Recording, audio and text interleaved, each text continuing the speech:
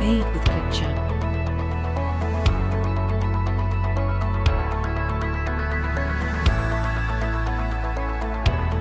Made with picture. Hello, thank you so much for joining me on another episode of Airbnb Real Estate Investing. On today's episode, we are going to cover a topic known as rental arbitrage. So, in other words, how to earn income with Airbnb VRBO, earn short-term rental income without owning any property, and the pros and cons of that. Now, this process is called rental arbitrage. Okay, so if you're new to it, I'm going to just say it one more time, but take notes. Rental arbitrage, okay? Please, it's just helpful, right, to take notes. So rental arbitrage, essentially what you do is you are finding an apartment, a house, a room, a tent, a yurt, a cabin, A-frame cabin, so on and so forth, that is up for rent as a long-term rental. You're going to approach the landlord and you are going to rent said property, and then you're going to put it up as a short-term rental. This is the 30,000 foot view of rental arbitrage. Now, let's go into the pros of it and the cons of it.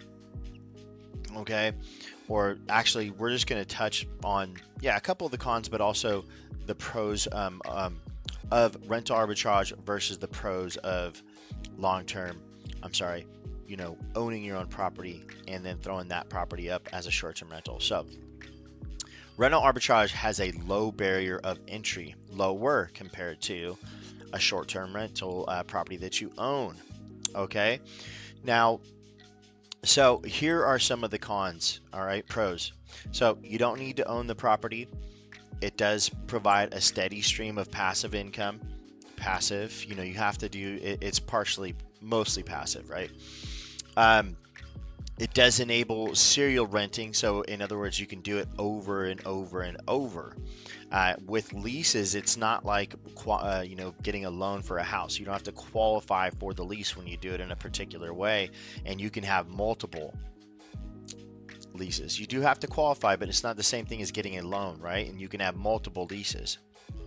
We'll go into that later. You will not be paying the property taxes, okay? You don't need to insure the appliances. It actually enables the ability to grow in small increments and reinvest profits monthly, okay? And so you can do this. Again, this is duplicatable. And this allows the opportunity to end the lease early. There's less commitment, okay? So if you're in a situation that's not working, you can just buy your way out of that lease, right? Whereas a house, you've got to figure something out. Long-term rent that house, sell it. There are multiple exit strategies in real estate. And so I think you'll see that as time goes on. There's a lot of ways to, not lose your shirt in real estate, okay, and earn a profit.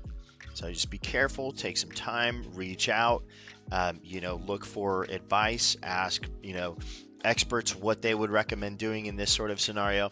Now, let's go over the benefits of rental arbitrage versus owning the property. Okay, so when you're owning a property, typically you got to put down, or you're buying a property to put up there as a short-term rental, you typically have to put down 20%. That can be a huge chunk of change.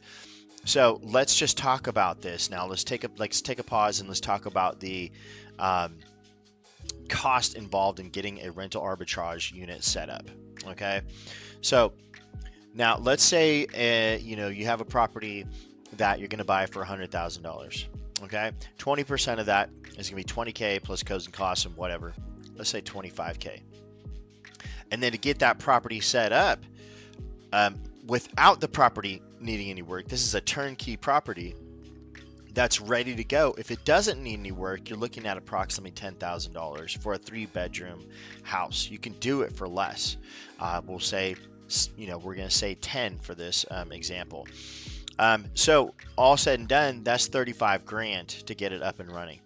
Okay, now rental arbitrage, let's say this house rents for $1,000 or apartment. So you're gonna need first, last, and a security deposit. Let's call all three of those 1,000. That's high, right? Because we're trying to use conservative numbers. That's 3,000 there, and then it's the same property. Okay. Let's just say this property exists. They would the property value and the rental value is you're probably not going to find that. You can though. Actually, I shouldn't say that. You can find that. No, I know a city exactly where you can find that. I know you can find that. 1% rule on a $100,000 house. Now, when you're renting the property, first, last, and security deposit, again, that's high, $3,000. You're probably going to end up doing that for less, right? Maybe $1,500.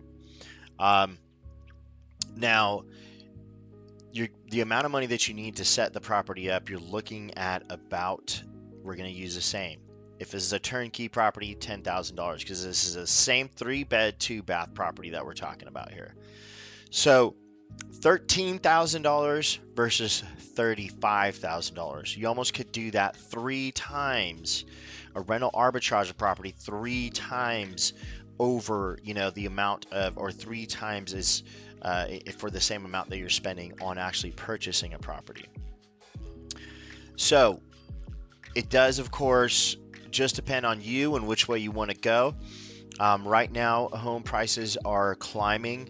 And, so, I mean, there are still plenty of markets in the U.S. You don't have to do it in your backyard, although when you're getting started and running a short-term business, it's, I do recommend that you do it in your backyard, at least, I would say within an hour, no more than 2 hours from where you live. You're going to be going out there. You don't have to go out there. But it's nice when you're first getting started to be able to go out there like once a month, check on the property, check on your cleaner. Now, there are ways to do this long distance where you're going to have systems and sort of checklists in place that you don't need to go to visit the property ever.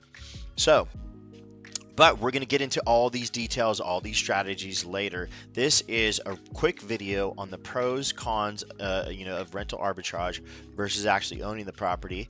And, so let's go over a couple of pros of actually owning the property. So you'll have that tax write-off, okay, of owning that property. You will get the equity in the property. And, so that's just a couple of them right there. And, it's an investment. Both ways are an investment, but, if you actually own the property, there's that equity, okay, that you can be growing over time. And, you have not only equity, but you have ways to value add. Let's talk about one real quick. If you bought a house that's turnkey, you can't add any value by, rehabbing this property. You still can, add value by this small hack that really nobody talks about. Okay, roof stock. Okay. Roof stock is a website for investors where they can go and they actually purchase, and it's all right now about long-term rental. However, they are working on setting up the ability to buy a short-term rental through roof stock. Okay, if you have a property that is successful, and with that being said, you can. I spoke with them. You can, put a short-term rental up on there. And it's basically still just under the guise of long-term rental, but you're going to be showing your profits. You're going to be showing, your pro forma or whatever. I don't know if they do that there. I think they do, but, here's my point. So they are going to be doing the short-term rental in the future, but the point with roof stock is you do pay a percentage when you sell the property. However, when this website is for investors that are looking for, homes that actually have tenants in them or homes that are producing income already. So the longer you have this house on the you have that track record of, no, this is exactly what I did that month and I can show you, and this is what I did for the entire last year, I can show you that. That's going to hold a lot of weight. Then you can sell a property that, like, let's say is worth, you bought for $100,000. You did this for a year. Let's say you gained $20,000 equity. Let's call it 10.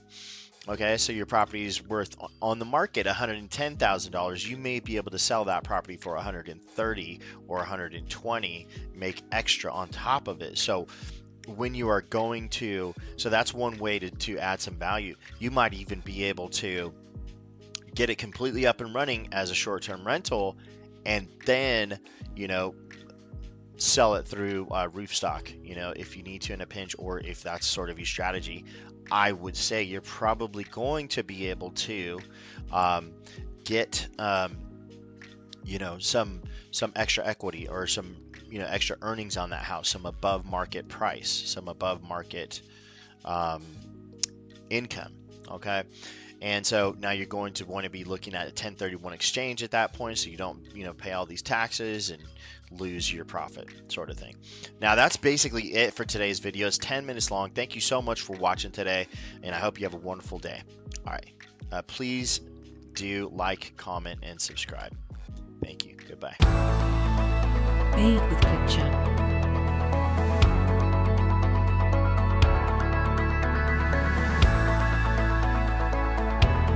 Made with Kitchen.